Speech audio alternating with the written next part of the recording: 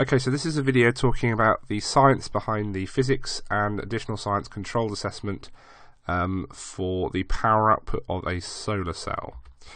So, in order to understand how we can talk about the factors that affect the power output of a solar cell, we need to have a basic understanding of how it works. And the idea is it's a device for converting light energy into electrical energy. That's what it does. Like all devices, it's not 100% efficient. We have some energy wasted, mainly as thermal. Some of the light reflects off the panel rather than being absorbed, so that's another way in which we get wasted energy. And this Sankey diagram, which you should be familiar with from P1, just shows us that. So the idea is we're going to focus on our factors that might affect the electrical energy we get from our solar cell, the output, by looking at the light energy and the wasted energy and how those might change. Okay, so what we mean by output of the solar cell then is its power output. So the definition of power is energy transferred over time, but if you're trying to measure power in an electrical circuit, you need to measure voltage and current. So you'll need a voltmeter in parallel to the component you're measuring the power delivered to, and an ammeter to measure the current through it. So this is the practical way in which you're going to do it in the practical, using the bottom box here. Okay, so what sort of circuit might you use? Well, the standard circuit for measuring power or resistance is shown on the left. So the only difference here is that we've got a solar cell rather than a battery providing that power, the ammeter in series, the voltmeter in parallel, and a resistor to represent the device that we might be running with our solar cell. So it might be a calculator or something like that, but obviously we want to keep it simple for this kind of experiment. So you might want to use a circuit similar to this. Okay, there are other things you could do, but this one is the standard way you might measure power. Okay, so factors affecting the power output of the solar cell then. For strand SA, you need to go through and explain these things. To do a proper job and get up to the 7 or 8 marks box, you have to consider as many factors as you possibly can and explain the science behind them briefly. So, we're going to do it, as I said, by looking at the input power, the light energy falling on the solar cell. Most of the factors will influence that. Okay, so we'll change the factor in question and it will have an influence on the input power on this left-hand side. A couple of them will perhaps affect the efficiency of the solar cell, so we might be able to reduce the wasted power and therefore get more of the input power, the light, into the output power, the electrical, which is what we're measuring. Okay, so we're going to consider the factors in turn and use this Sankey diagram to explain how they might influence the output power. So the intensity of the light source. You're going to have a light source shining on the solar cell. If we vary the brightness, the intensity of that light source, it will vary the amount of light falling on the cell, okay, and that will obviously affect the output power. So you might do that by, say, having a light bulb attached to a power supply and being able to vary the voltage on the power supply, and that will vary the input power. If you can do it properly, you really probably should measure the input power from the light bulb by measuring the voltage and current across the voltage across the light bulb and the current through it. And then you can compare the power from the solar cell, and you kind of expect that they would be proportional. As you put more input power in, you'd expect more output power out. It might not be perfect. The solar cell might not be able to convert all the light energy at very high light intensities. It might reach sort of saturation and not be able to do more than a certain output power. So it's worth watching out for that as well. The ambient room or room lighting will have an effect. This is probably not one you're likely to choose to vary, but you need to be aware of it. Obviously, what we really want to do is just have our chosen light source provide energy to the solar panel. If there are room lights or light from outside the room through windows coming in, then that can have an influence. So you're going to have to think about how you can minimize the effect of room lighting in particular, to stop it affecting your results and keep your results valid. Okay. So the exposed area of the solar cell, this is another one you can do. You can just cover up the solar cell with an opaque material, so fairly thick card. If you use paper, you probably won't manage to block out all the light. So just covering up different amounts of area of the solar cell should therefore affect the input power. You'll get less light as you cover it up, and it should be proportional. The more of it you cover, the less light you'll have. So that will affect the output power as well. Okay, so that's a fairly simple one to explain. It's not particularly complex. It doesn't have to be complex to get good marks as long as your explanation is clear. Right. So, distance from the light source to the solar cell. This one's one that requires a bit more explanation, and can be quite a good one perhaps to choose if you wanted to do a really clear quantitative prediction. You may have heard of the inverse square law when you were doing P1. If you haven't, you can go and look it up if you're interested.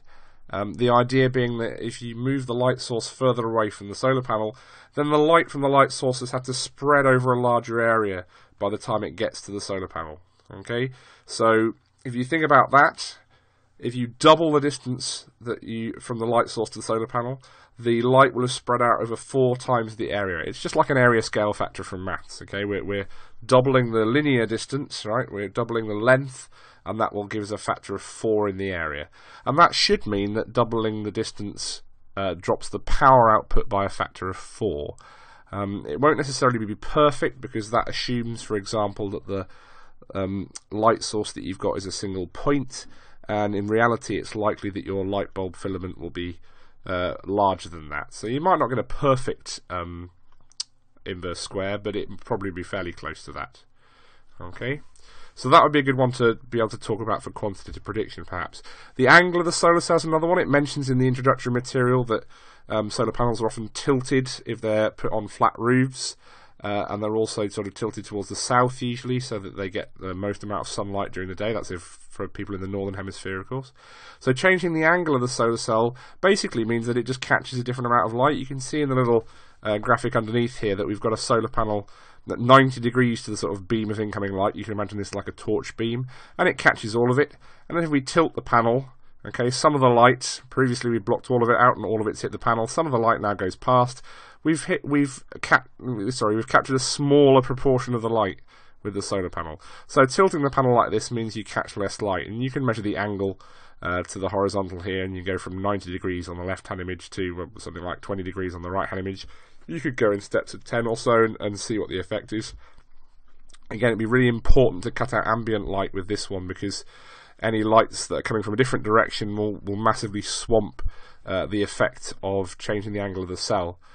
And this is very similar, if you wanted to relate it to a real-world thing, to the effect of the seasons.